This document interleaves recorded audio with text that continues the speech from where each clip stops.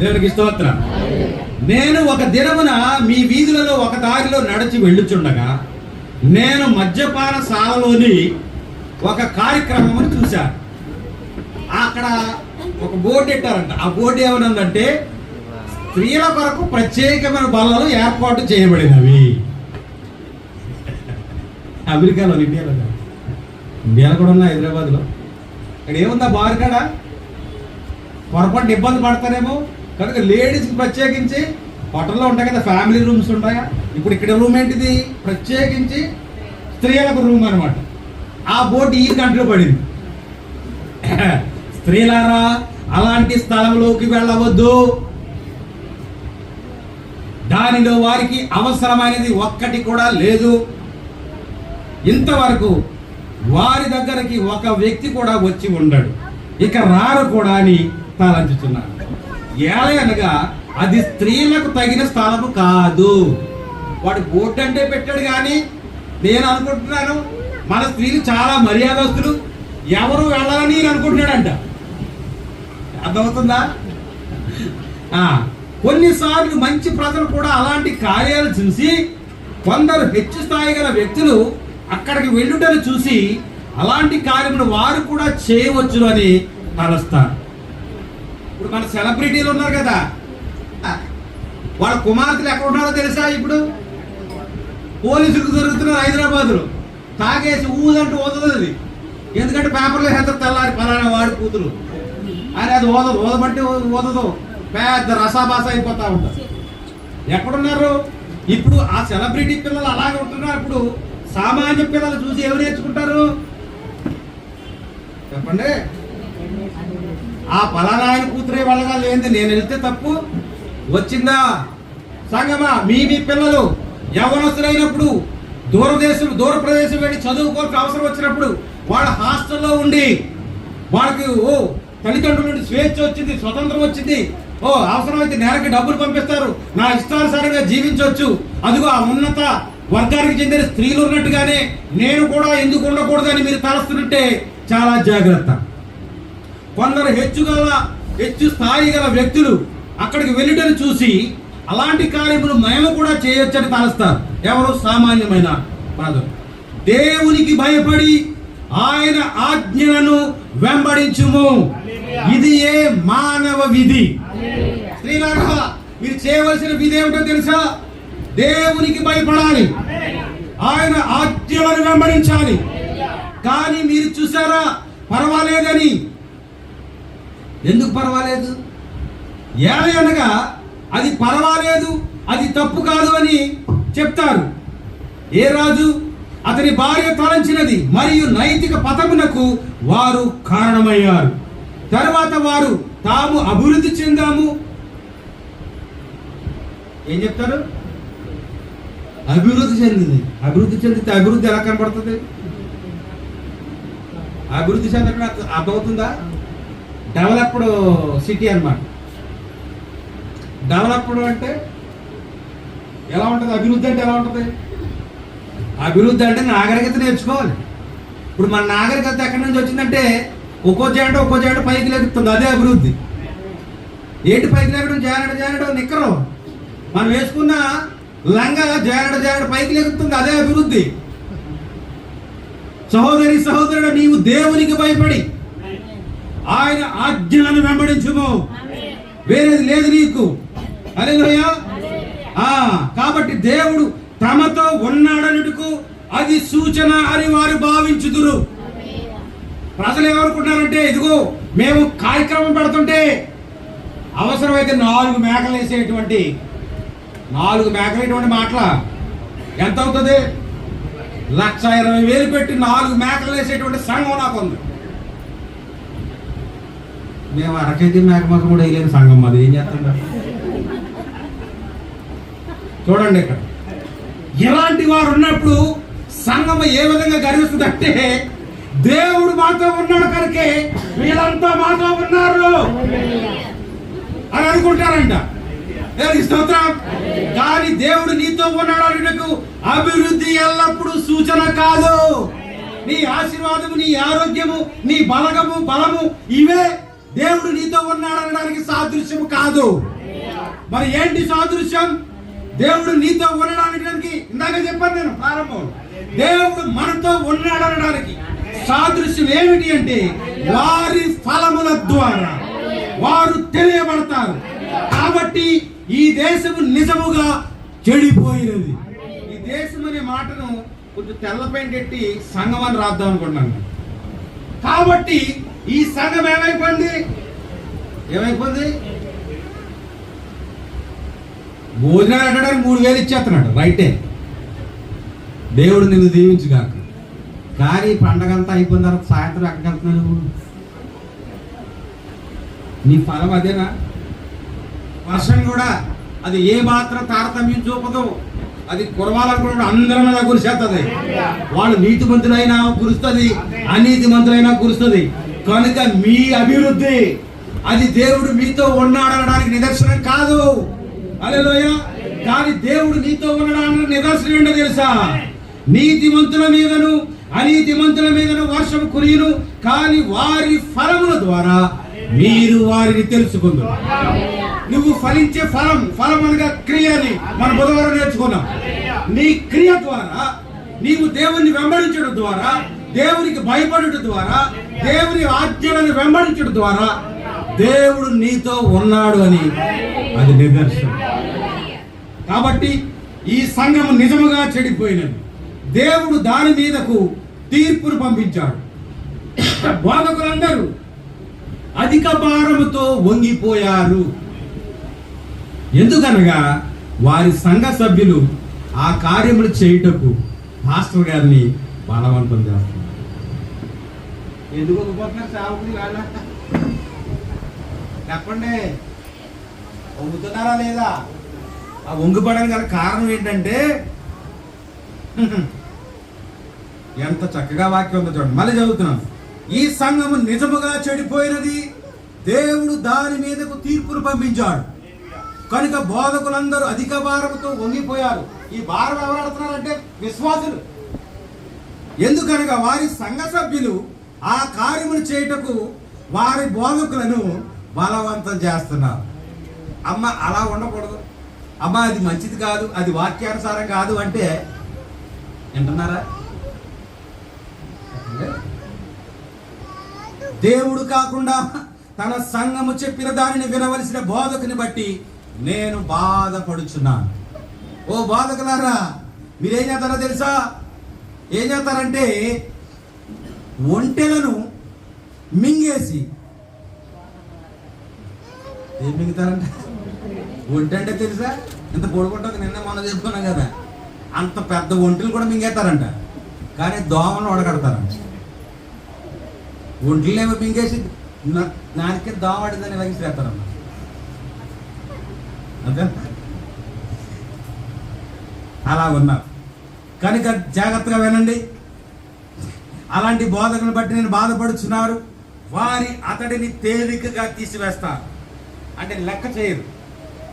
మనకు దేవునికి భయపడేవారు, దేవుని చేత పంపబడిన సేవకులు, నలుపును నలుపని తెలుపును తెలుపని భయము లేకుండా చెప్పగలిగే బోధకులు మనకు కావలసి ఉన్నది. సహోదర సహోదరి, నీ సేవకుడు, నువ్వు వెంబడిస్తున్న సేవకుడు, నువ్వు వెళుతున్న దైవజనుడు ఎలాంటి వాడు ఉండాలో తెలుసా? తెలుపు తెలుపని, నలుపని నలుపని, ధైర్యముగా. పర్వాలేదా మీ సారికి చేసేది? పర్వాలేదమ్మా అంటున్నాడంటే ఏంటి అర్థం? దేవుని నామానికి మహిమ కలుగును. ఈ రోజు పిల్లలు చేతి తొడుగులతో, అనగా గ్లౌస్, ఈ రోజు పిల్లలు చేతి కొడుకులతో సువార్తను బోధిస్తా ఉన్నారు. అర్థమలేదు కదా? అర్థం చేసుకున్నాడు ఎవరైనా ఒకరు ఉంటే చెప్పండి.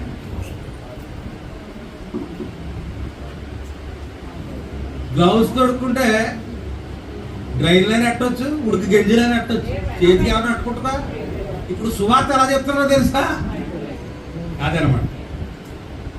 పిల్లలారా, దేవుని పిల్లలారా, ఎలాగ మీరు సువార్తను బోధిస్తారంటే మీకేది అంటుకోవట్లేదు, మీకే సంబంధం లేదు. నేను చెప్పడం చెప్పాను అన్నారు అంతే, చేతులు దులిపేసుకుంటున్నారు అంతే. దేవుడు ఎంత చక్కగా మాట్లాడుతున్నాడు చూడండి. కానీ బాప్తిస్మం ఇచ్చి యోహాను వంటి పాతకాలపు ఉజ్జీవ ప్రసంగికులు నేడు మనకి కావాలి. బాప్తిస్మం ఇచ్చి యోహాను ఎందుకన్నాడు? నేరుగా వెళ్ళిపోయాడు, రాజమందిరంలోకి వెళ్ళిపోయాడు. ఓ ఎవరిని? హేరోదు రాజా, నీవు చేస్తున్నది మర్యాద కాదు, నీ సహోదరుని భార్యతో నీవు చేస్తున్న ఆ పని అది అక్రమమా? ఇదిగో రాజు నా తల తీసేస్తాడని భయపడ్డాడా? ప్రవక్త అన్నాడు, అలాంటి దైవజనుడి వాళ్ళకి కావాలి. సంఘాన్ని అవసరమైతే ఖండించేటువంటి, బుద్ధి చెప్పేటువంటి, సరైన మార్గంలో నడిపించేటువంటి అటువంటి దైవజనులు మనకు కావాలి.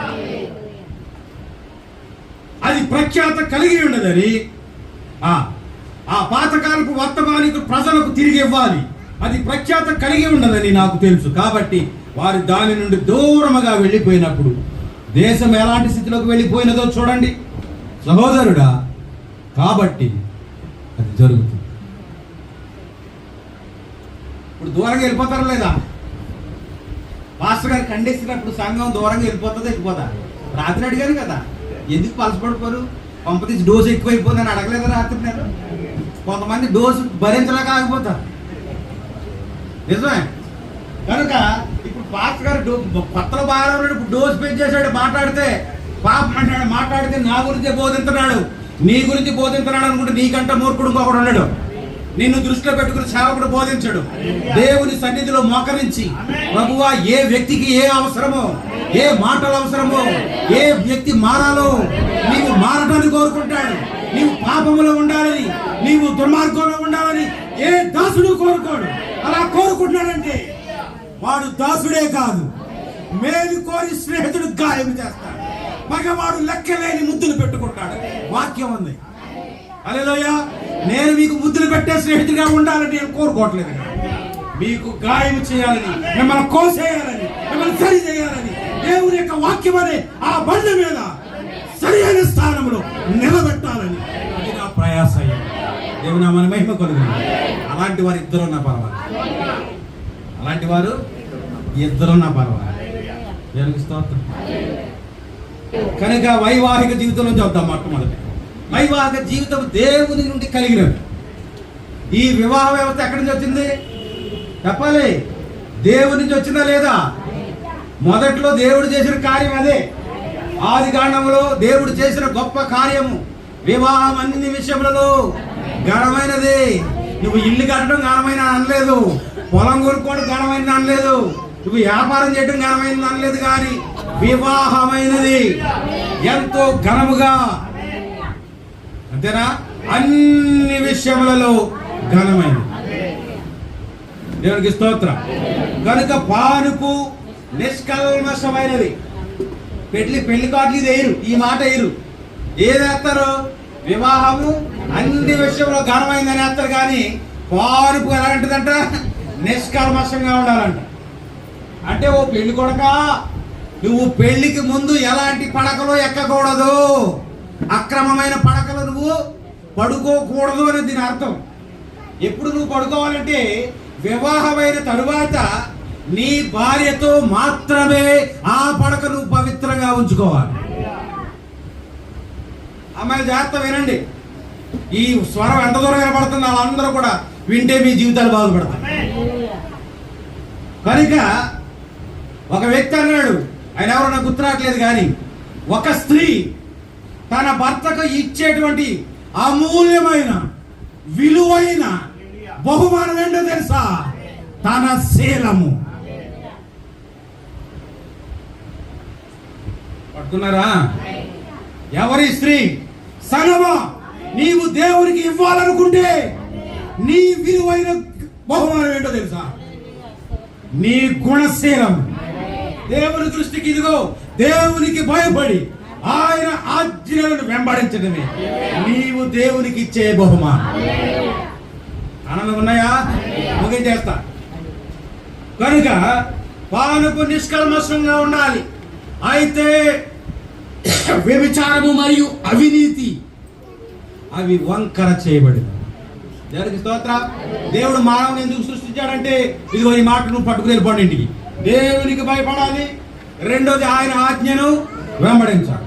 అందుకేనా ఆయన అంతగా ప్రేమించి అంత అందమైన సుందరమైన ఆ వనములో వాళ్ళని పెట్టి ఈ ఫలాలన్నీ కూడా నిరభ్యంతరంగా తినొచ్చు. మన ఇంటికి వచ్చినోళ్ళకి ఏం పెడతాం? అత్తంలో ఏది మెత్తకుందా అనుకోని తీసేస్తాం, అంతేనా? దేవుడు అలాంటి స్వార్థపరుడా? ఈ తోట ఫలములన్నీ కూడా నిరభ్యంతరంగా తినవచ్చు, ఎలాంటి అభ్యంతరం లేదు. దేవునికి నామానికి మహిమ కలుగుతుంది. అది దేవుని ప్రేమ. హల్లెలూయా. దేవుని ప్రేమను వర్ణించడానికి ఎవడు సరిపోతాడు? ఆయన అంతగా నిన్ను నన్ను ప్రేమించి ఈ ఇద్దరు యవనస్తులను ఆ తోటలో ఉంచి ఈ తోటలో ఫలాలన్నీ కూడా నిరభ్యంతరముగా మీరు తినవచ్చు. కానీ అవన్నీ వదిలేసింది సహోదరి. ఎవరా సహోదరి? మన అమ్మమ్మ. ఎక్కడికి వెళ్ళింది? ఆ ఫలం దగ్గరికి వెళ్ళింది, ఆ క్రియ చేసింది. ఆ క్రియ చేయడం ద్వారా లోకమునకు పాపం అంటాం. దేవుని నామానికి మహిమ చెల్లిద్దామా? హల్లెలూయా. పాపం అనగా ఏమిటి? చెప్తారు ఎవరైనా? అది పాపం అనగా ఏంటి? సినిమాలు చూడటమా? దొంగతనం చేయటమా? దేవుడు బాబా భాస్కర్ ఎలా చెప్తున్నారు? దొంగతనం పాపం కాదంటున్నారు అనుకుంటున్నారు. ప్రవక్త చెప్పాడు కాబట్టి చెప్తున్నాడు. కానీ అలా చెప్పారు కానీ అర్థం గొళ్ళు. పాపం నీలో ఉండడం వల్ల దొంగతనం చేస్తావు, పాపం నీలో ఉండడం వల్ల వ్యభిచారం చేస్తావు, పాపం నీలో ఉండడం వల్ల ఎక్కడెక్కడికో వెళ్తావు. అంటే నువ్వు ఎక్కడెక్కడికో చేస్తున్నావు. ఈ కార్యాలన్నీ కూడా, ఈ క్రియలన్నీ కూడా నీలో పాపం ఉండడాన్ని బట్టి చేస్తున్నావు. అదే పాపానికి బదులు పరిశుద్ధాత్మ ఉందనుకో, పరిశుద్ధాత్మ ఎక్కడ ఉంటది? పరిశుద్ధ స్థలంలోనే ఉంటది. దేవునికి స్తోత్రం. కనుక పరిశుద్ధాత్మ నీలో ఉండడానికి ఉందని మేము తెలుసుకోవడానికి రుజువు ఏంటంటే నీ క్రియ, నీ విధేయత, నీ సహనము, నీ భక్తి, నీ సహోదర ప్రేమ. అదే నిన్ను మలుస్తుంది. ఏది? పరిశుద్ధాత్మ. దేవుని నామానికి మహిమ. హల్లెలూయా. కనుక వ్యభిచారము మరియు అవినీతి అవి వంకర చేయబడినవి. ఎక్కడో అక్కడ చేయబడ్డాయి. ఏదేని తోటలో. అప్పటి నుంచి మొదలైంది. ఏంటి? ఈ భూమి మీద పాపము ఏలుబడి చేయటం మొదలెట్టి. హల్లెలూయా. మీరు గమనించారా? కాలేజీ పిల్లలు వెనకాల తిరుగుతూ ఉంటారు, ఆడపిల్లలు వెనకాల తిరుగుతారు, జుట్టు పెట్టేసి ఇలాగ చూడాలని. లేకపోతే బండి వేసుకుని 3 సార్లు గిరగిరా తిరిగేస్తుంటారు, 4 సార్లు తిరిగేస్తుంటారు. అవసరం లేకపోతే మన వీధిలోకి వచ్చేస్తుంటారు. ఎందుకు వెళ్తాడు? ఎక్కడికి వెళ్తున్నాడు అని చూస్తాను, తల్లి చూస్తాను. వీడు నాకు ఆ గమనంతో ఉంటుంది. వీడు మొత్తం మీద కనబడుతుంది. పిల్లలకి ఆడితో జాగ్రత్త వార్నింగ్ ఇవ్వాలి. ఇది ఎంతవరకు వెళ్ళిపోతాడు మొత్తం. ఏంటి అత్తపాటు నాయనకాలు వస్తున్నాడు, సరదా గంటలో సారి నువ్వు నాకు కూడా రావద్దు, మా అమ్మ తిడతారు, అంటే మా ఇంటికాడ వాళ్ళు చూస్తున్నారు, నువ్వు నాయనకాలు రావద్దు. చూస్తే ఏమవుతుంది? ఇప్పుడు ఏమైంది? నువ్వేదో వాడిని సముదాయం దామని అనుకుంటావు, కానీ ఆడెలా పొంగిపోతాడో తెలుసా? కనీసం ఎలాగైనా మాట్లాడింది లేదు నాకు. సరే అందరూ చూస్తారని నువ్వు బాధపడుతున్నావు, కానీ నేనంటే నీకు ఇష్టమే కదా. అయితే ఈసారి మర్రికాడు ఉంటాను. నువ్వు 9 గంటలు స్కూల్కి వెళ్ళేసరికి మర్రికాడు ఉంటాను, లేదా జంక్షన్లో ఉంటాను, ఆ సుబ్బారావు హాస్పిటల్ కాడ ఉంటాను. అంటే అక్కడ ఉన్నదనుకో, నువ్వు వెళ్ళేసరికి అక్కడ లేడనుకో, ఇంకక్కడ మొదలెట్టేస్తావు.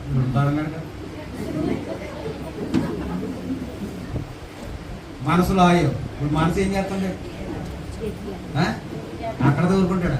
నీవు ఆడితో మాట్లాడినంత కాలం పిచ్చుకోకుండా తిరుగుతాడు. మాట్లాడిన తర్వాత నిన్ను పిచ్చుకోకుండా చేయగలుగుతాడు.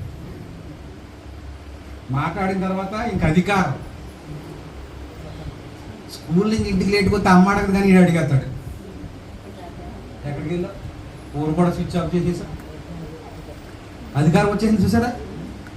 ఎక్కడి నుంచి వచ్చింది అధికారం? నువ్వే ఇచ్చావు. వినండి వాక్యం. పాలు ఎలా ఉండాలంట? ఐస్ క్రీమ్ తిందామా? పర్లేదురా, వెళ్ళిపోతుంది. ఐస్ క్రీమ్ తినేసి వెళ్ళిపోతుంది. చాక్లెట్ వచ్చేది, మర్నాడు క్యాడ్బరీ చాక్లెట్ ఇచ్చేస్తాడు, పుస్తకాలు పెట్టి ఇచ్చేస్తాడు. ఇంకా ఎలా ఉంటుంది అంటే స్వర్గం. ఇంట్లో కిలోలు ఐస్ క్రీమ్ బాగు తెస్తున్నా అది వాల్యూ ఉండదు. ఓ క్యాడ్బరీ చాక్లెట్ తెచ్చి పడుకుంటేస్తున్నాడు అక్కడ. వింటున్నారా? అలాగ నేను ఎక్కడ తీసిపోతాడు తెలుసా? ఆదామ అవ్వల్ని సాతానుడు ఎక్కడ తీసి వెళ్ళి కూడా నిన్ను కూడా అక్కడికే తీసిపోతాడు. ఇంకా అక్కడికి మొదలెడతాడు, నీ నెంబర్ సంపాదిస్తాడు, ఇంకా అక్కడికి మొదలెడతాడు ప్రేమ. వింటున్నారా? నీకు ఇంతకంటే ఎక్కువ నేను ఎక్స్ప్లెయిన్ చేయలేదు, మీకు అన్ని అనుభవించినాడు, మీకు తెలుసు. నేను కూడా అక్కడి నుంచి వచ్చాను, నేనేమో దాటిపోయినాడు ఇంకా. అదే భయ్యా, నా కాలేజీలో ఎస్కే పేరు కాదు, మా గ్రూప్ కారు కూడా దగ్గరికి వచ్చి ప్రేమలాగా రాకునే ఉన్నారు.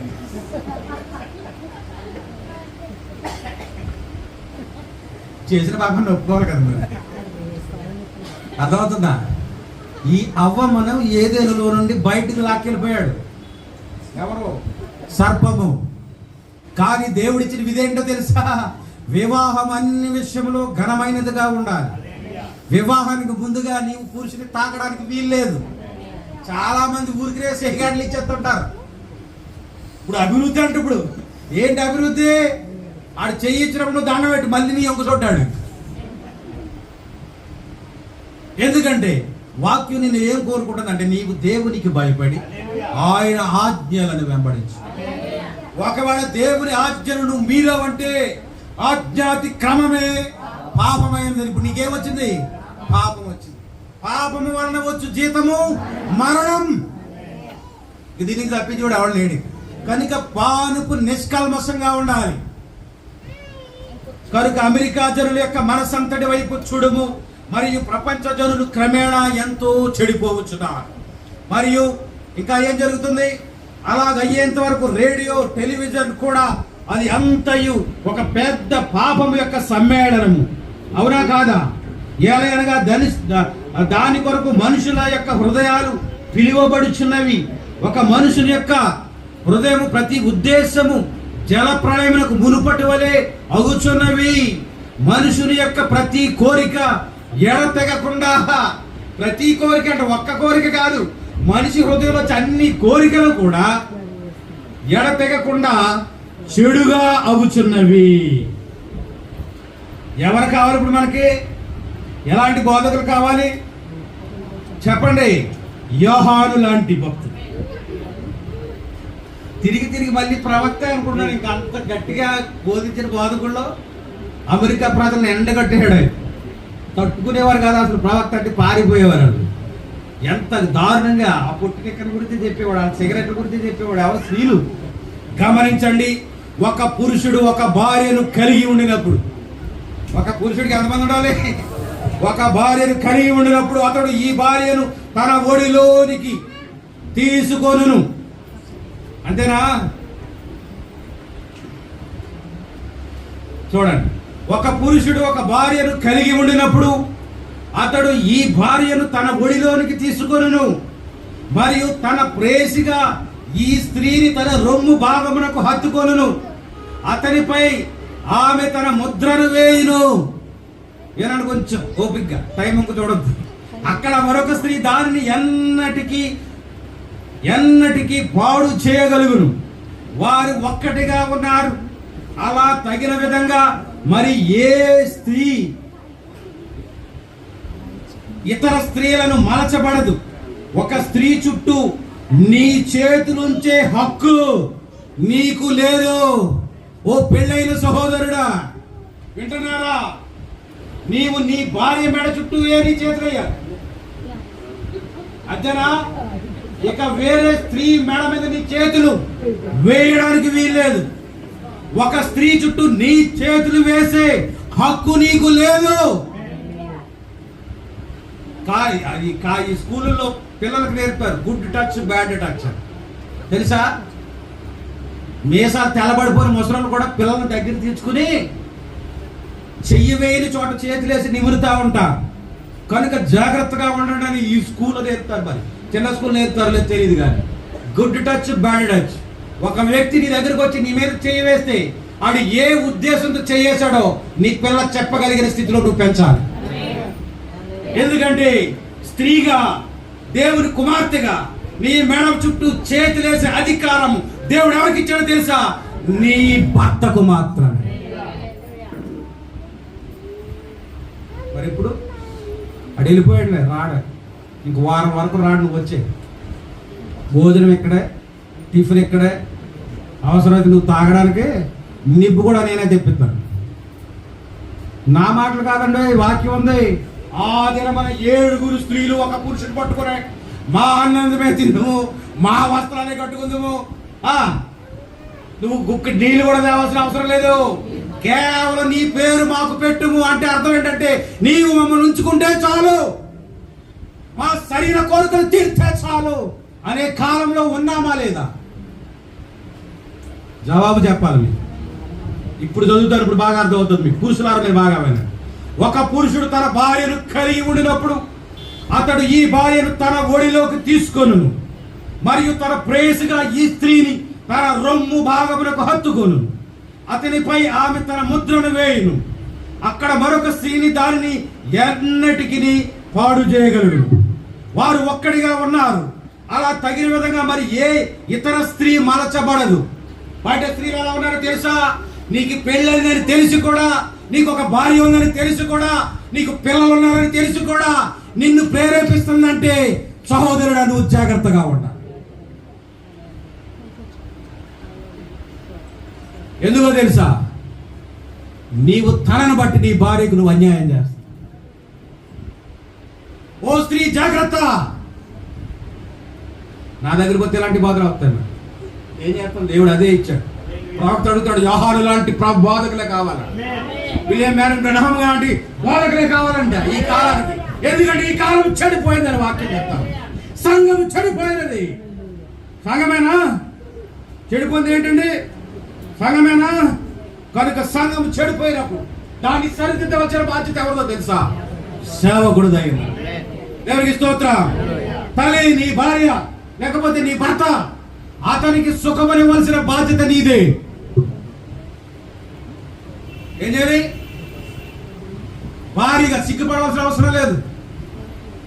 భారీగా నీ భర్తకు తగిన సుఖాన్ని అందివ్వాలి. వాడు పరాయి చోటికి వెళ్తున్నాడంటే లోపం ఎక్కడుందో తెలుసా? వాడిలో కాదు, నీలో. ఇప్పుడు చదువు హెబ్రీ పత్రిక. వివాహం అన్ని విషయములలో ఘనమైనది గాను పారుపు నిష్కల్మషముగా ఉండాలి. ఇది దేవుని ఆజ్ఞ. దీనికి మీరి మరొకటి చేయడానికి వీలు లేదు సహోదరుల. కనుక వివాహ బంధం ఎంత పవిత్రమైనదో దేవుడు ఎంత చక్కగా దాన్ని డిజైన్ చేసి పెట్టాడో చూడండి. హల్లెలూయా. పక్కదేమో రంబలా కనబడుతుంది, ఇంట్లోదేమో ఎలా కనబడుతుంది? ఎలా కనబడుతుంది అండి? ఇంట్లోదే దాపుగుండ్లా కనబడుతుంది.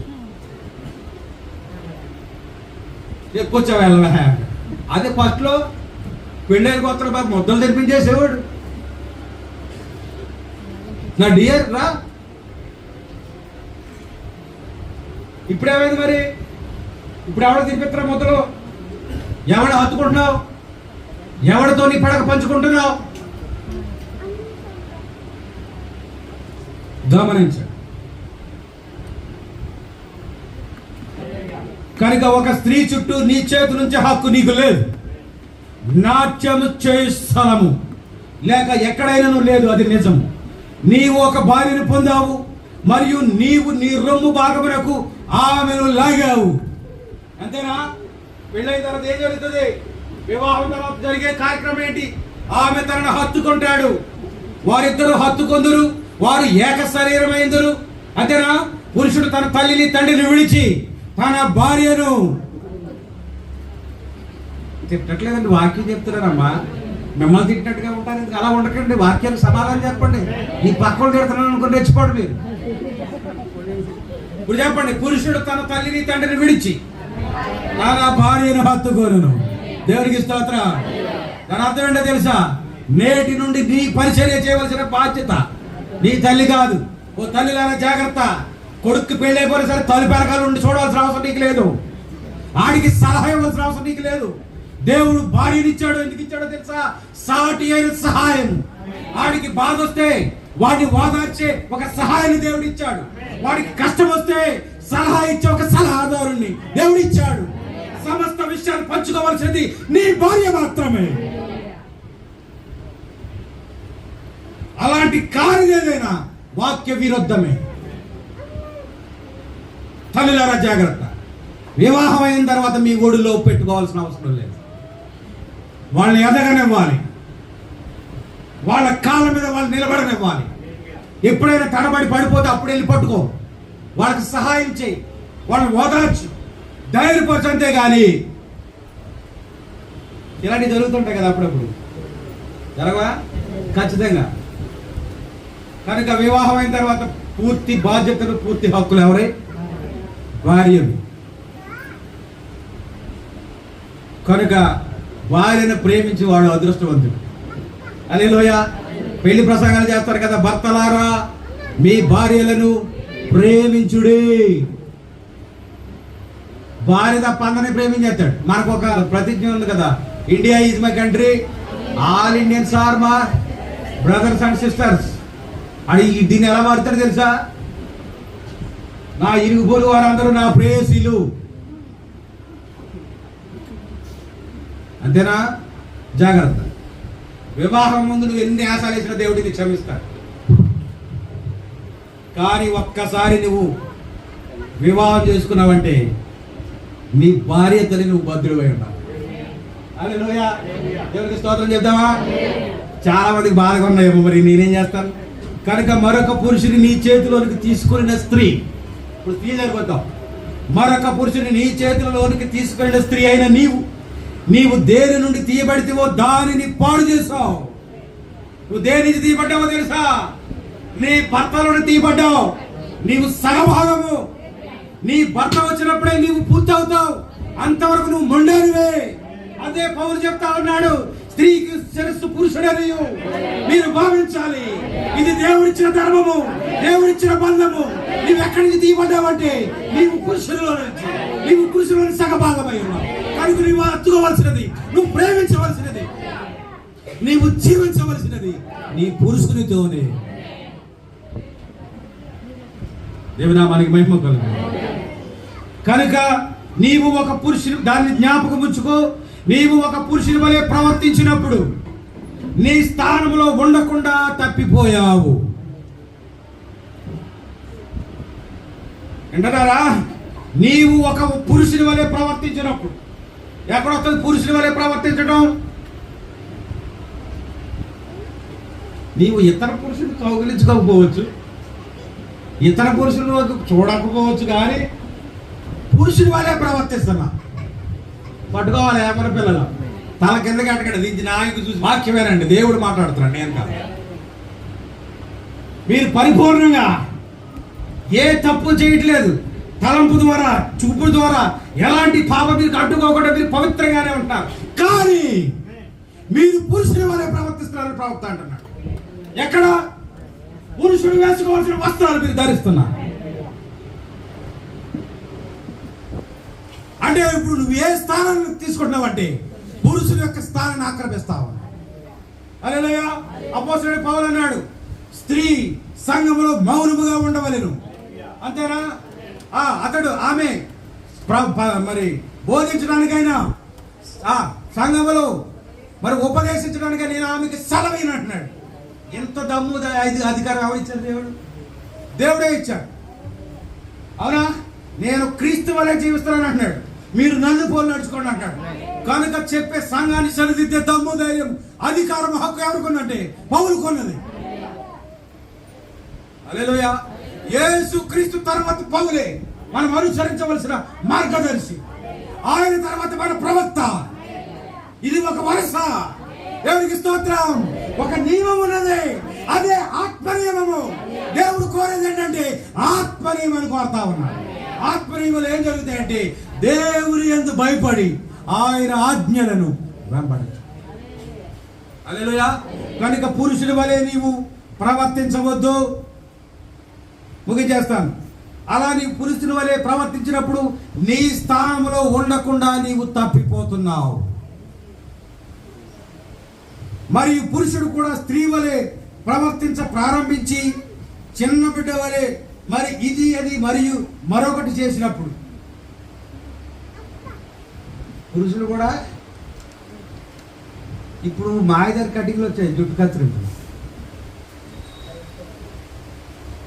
మిమ్మల్ని ఎవరిని చూసి చెప్పట్లేదు. ఇక్కడ నిలబడ్డానంటే నా కళ్ళకి దేవుడు మాస్క్ వేస్తాడు. మీ ముఖాలకు చూసి చెప్పండి, కానీ వాక్యం ఉన్నది చెప్తానండి. మీరు బాధపడద్దు, వాక్యానికి లోబడండి, దేవుడు మిమ్మల్ని దీవిస్తాడు. కనుక పురుషుడు అంటే స్త్రీ స్థానం తీసుకుంటాడంట, స్త్రీ అంటే పురుషుని స్థానము తీసుకోండి. స్త్రీ తన జుట్టు కత్తిరించడం అవమానమైన వాక్యం ఉంది, దీనికి విరోధమైన వాక్యం ఇంకోటి లేదు. దాన్ని లోబడే తీరాలి. స్త్రీలారా మీ వెంట్రుకల మీద కత్తిరి వేయడానికి వీల్లేదు. అది వాక్యానికి నువ్వు లోబడే తీరాలి. నువ్వు వాక్యానికి లోబడుతున్నావు అంటే అర్థం ఏంటో తెలుసా? నీవు దేవునికి భయపడుతున్నావు. కానీ పురుషులారా, మీరు మీ వెంట్రుకలను పెంచుకుంట అది మీకు అవమానం. పట్టుకున్నారా పురుషులారా? మీరు జుట్టు పెంచుకోకూడదు, మీరు జుట్టు కత్తిరించు. అది దేవుడి క్రమం. అది ఇప్పుడు మన పిల్లలు హైదరాబాద్, చెన్నై మహా నగరాలకు వెళ్ళి వాళ్ళు ఒక సంవత్సరం ఉన్న తర్వాత వాళ్ళు బస్సు దిగినప్పుడు చూడండి ఎలా దిగుతున్నారు తెలుసా? కటింగ్. కనీసం కటింగ్ చేసే ముందైనా మీ అమ్మని అడుగుతున్నావా, అమ్మ జుట్టు కత్తిరించుకోరా అంటే? నీకు స్వతంత్రం వచ్చింది, నీకు హక్కు వచ్చింది, నీ కాళ్ళ మీద నువ్వు నిలబడిపోయావు, నీకు ఉద్యోగం వచ్చింది, సాఫ్ట్వేర్లో జాబ్ వచ్చింది, కాబట్టి ఇంకా తల్లి సలహా నీకు అవసరం లేదు. తల్లి సలహా అడిగితే చెప్తుంది, అమ్మ జుట్టు కత్తిరించుకున్నట్టు స్త్రీకి అవమానం అని వాక్యం చెప్తుందమ్మా. నీ జుట్టు జోలికి నువ్వు వెళ్ళొద్దు తల్లి అని తల్లి చెప్తాను. హల్లెలూయా. మరి పురుషులు ఏం చేస్తున్నారు ఇప్పుడు? వాళ్ళేమో కత్తిరించుకుంటున్నారు, వీళ్ళేమో పెంచుకుంటారు. అయ్యో దేవునికి స్తోత్రం. కనుక ఏం మాట్లాడుతున్నాం? 77వ పేర. స్త్రీ వలె ప్రవర్తింప ప్రారంభించి చిన్న బిడ్డ వలె అది ఇది మరియు మరొకటి చేసినప్పుడు అతడు అతని స్థానములో ఉండకుండా తప్పిపోయాడు. ఇక్కడ స్త్రీ తప్పిపోయింది, పురుషుడు తప్పిపోయాడు. ముగించేద్దాం చూడండి. అతడు యజమాని, అతడే ఏలువాడు. ఎవరు యజమాని, ఎవరు ఏలువాడు? ఒక సాటి అయిన సహాయం అని అన్నాడు. పురుషునికి స్త్రీని ఎలాగిచ్చాడో తెలుసా? సాటి అయిన సహాయం. నరుడు ఒంటరిగా ఉండుట మంచిది కాదని దేవుడు ఎరిగి అతనికి సాటి అయిన సహాయమును చేదుననుకొని. సాటి అయిన సహాయం అంటే అంట్లు తోమడానికైనా, అన్నం వండేటడానికైనా, తినేసిన తర్వాత గిన్నెలు కడగడానికైనా, అన్ని విషయాల్లో నీ భార్యకు హక్కు ఉన్నది యవనస్తుడా. కనుక అతడు యజమాని, అతడే నీ ఏలువాడు. నిన్ను పరిపాలించేవాడు ఎవడో తెలుసా?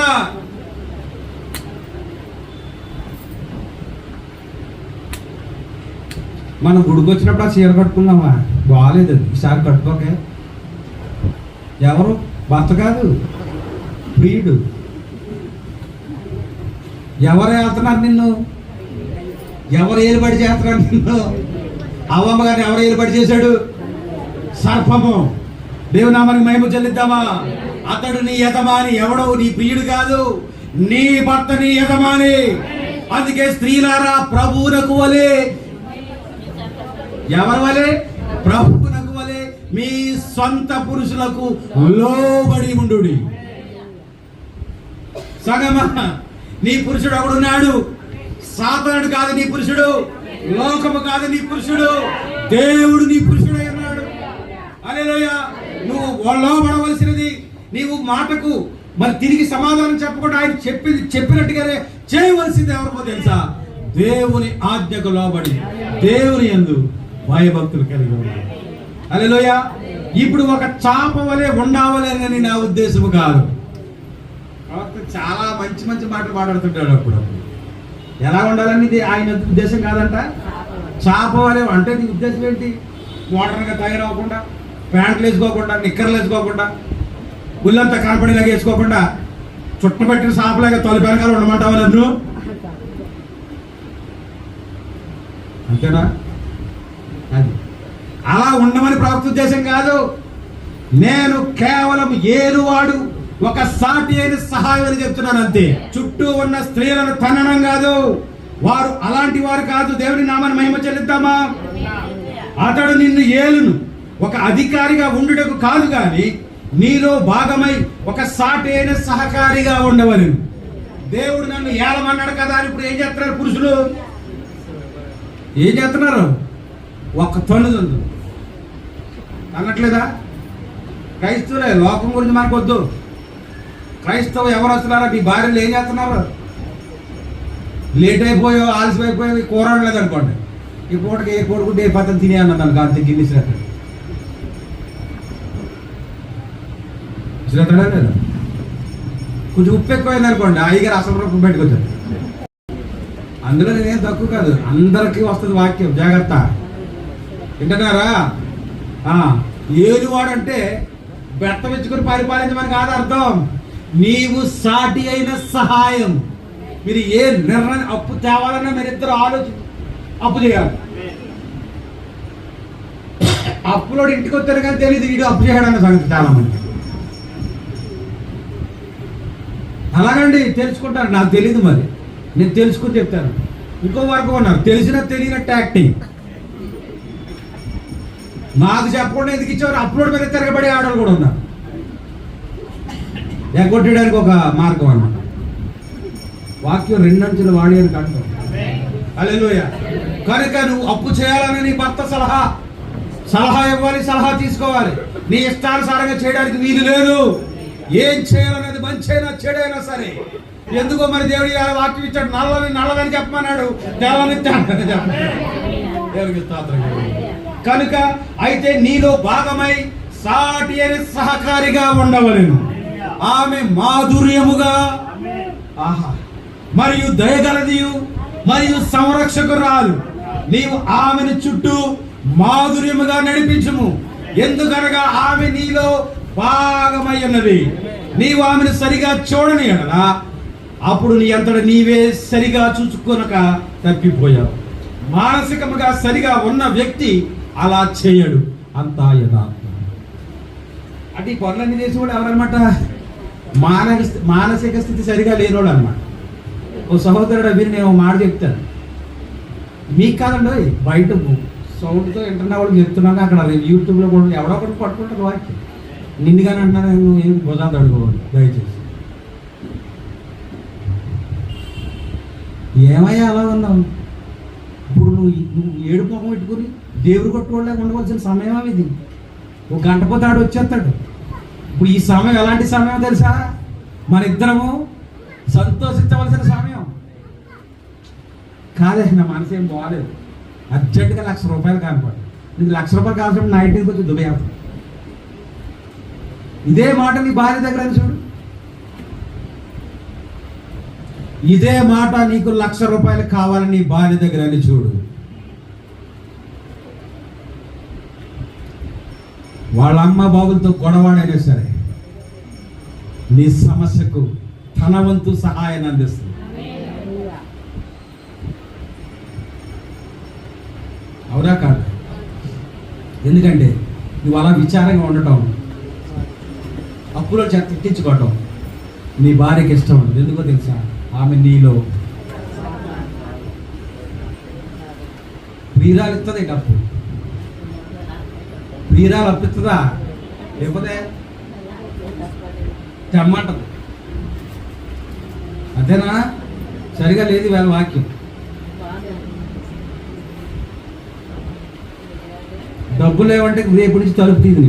నేను రాసిస్తాను. డబ్బుని దగ్గర లేదంటే తలుపు తీయదంతే. నువ్వేమనుకుంటున్నావు? జాగ్రత్త సహోదరు. కనుక దేవుడు నీకు ఇచ్చిన భార్య ఎలాంటిదో తెలుసా? మాధుర్యమైనది. ఆమె నీలో సగమై ఉన్నది మరియు దయగలది. దయ ఎవరు చూపిస్తారు? భార్య. దయ చూపించేది భార్యే, సంరక్షించేదే భార్యే. ఆమె అనుకుంటే నేనంటలేదు, ప్రవక్త అంటున్నాడు ఆమె సంరక్షకురాలు. నీవు ఆమెను చుట్టూ మాధుర్యముగా నడిపించు. నిన్ను సంరక్షించి నీకు టయానికి వండి పెట్టి నిన్ను అన్ని విధాలుగా చూసుకున్న నీ భార్యను నువ్వేం చేయాలో తెలుసా? సంతోష పెట్టాలి. కానీ నీ సంతోషం ఎక్కడెత్తున్నావు? ఇక్కడికి వస్తే సరైన చేసుకోవాలి, లేకపోతే మానేయాలి అంతే. కొంతమంది మానేశారు, దేవునికి స్తోత్రాలు. మీరు లైన్ వేసుకోవడానికి ఇక్కడ ఇది ప్లాట్ఫారం కాదు, మీరు సైకిల్ చేసుకోవడానికి ఇది ఒక ప్లాట్ఫారం కాదు, నిన్ను సరి చేసేటువంటి స్థలం ఇది. నువ్వు సరైన అవ్వాలి లేదా ఈ స్థలాన్ని విడిచిపెట్టాలని వెళ్ళిపోవాలి, రెండే రెండు. దేవునికి స్తోత్రం. ఎందుకంటే నా వాక్యం అగ్ని వంటిది కాదా. దేవునికి స్తోత్రం. లేచి నిలబడండి.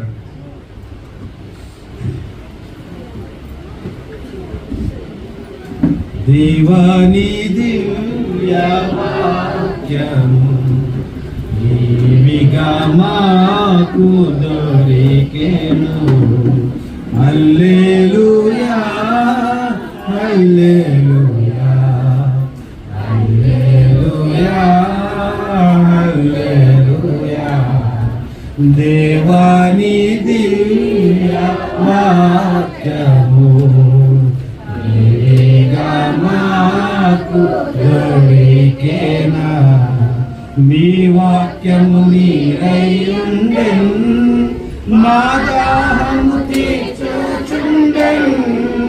ఓ నీ వాక్యము నీరయ్యుండెన్, మా దాహము తీర్చుచుండెన్. ఆ నీరే మాకు పానము స్నానము, ఆ నీరే మాకు నీ వాక్యము మాకీయుమా,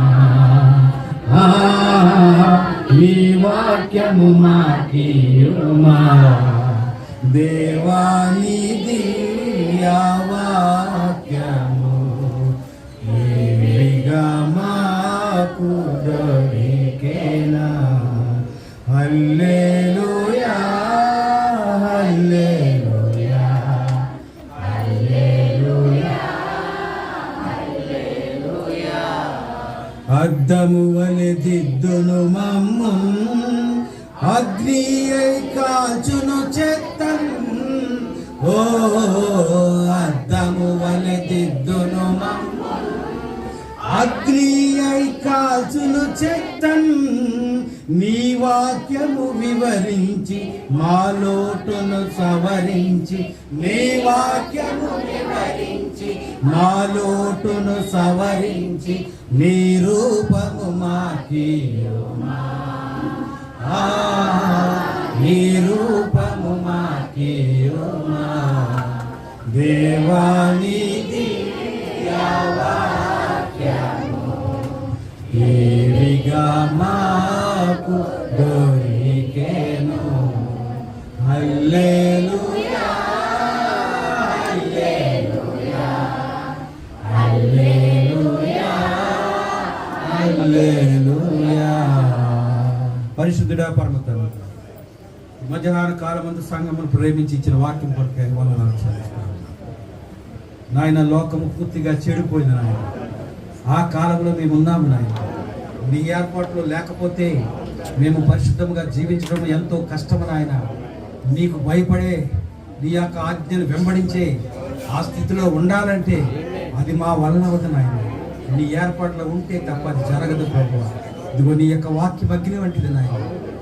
మాలో ఉన్న చెత్తను కాల్చివేయండి ప్రభువా, మాలో ఉన్న మలినాన్ని తీసివేయండి ప్రభువా.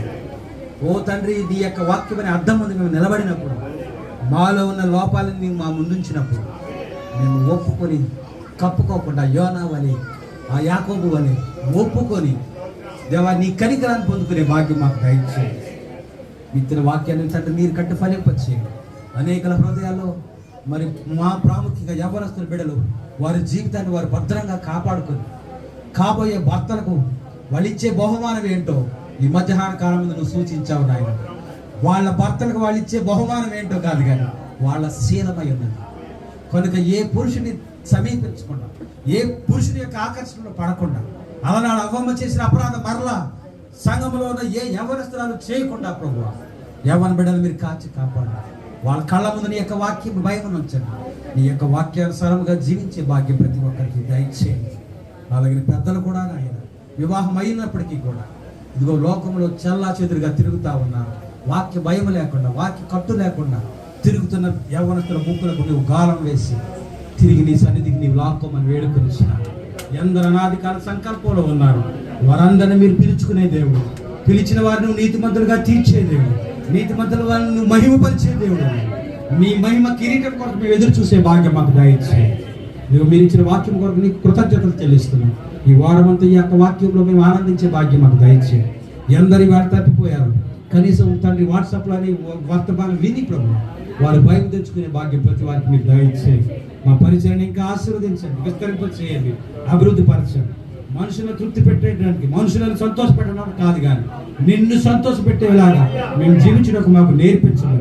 సమస్త మహిమ ఘనత ప్రభావం నీకే ఆరోపించుకోవచ్చు. యేసుక్రీస్తు వారి శ్రేష్టమైన నామంలో ఆశీర్వదించి ప్రార్థన చేయించున్నాను నా పరమ తండ్రి, ఆమేన్. పరలోకమందున్న మా తండ్రి, మీ నామం పరిశుద్ధపరచబడునుగా, మీ రాజ్యం వచ్చునుగా, మీ చిత్తం పరలోకమందు నెరవేర్చును, భూమి యందును నెరవేరునుగా. మారుదిన ఆహారం నేడు మాకు దయచేయండి, మరణస్థులను క్షమించి ఉన్న ప్రకారం మారణములు మీరు క్షమించండి. మమ్మల్ని శోధనలోకి తేక దుష్టుని తప్పించండి. రాజ్యము, బలము, మహిమ నిరంతరము నీవైన అవుతుంది. మహాదేవుడును మన రక్షకుడునైన ప్రభు అయిన యేసుక్రీస్తు వారి యొక్క కృపయు, ప్రేమయు, సమాధానం, ఐక్యత, ఆశీర్వాదము, ఆనందము ఆయన యందు భయభక్తులు కలిగిన వారందరికీ అలాగనే సామములకు సదాకాలం తోడై ఉండును గాక. ఆమేన్. God bless you all. దేవుడు మిమ్మల్ని దీవించును గాక.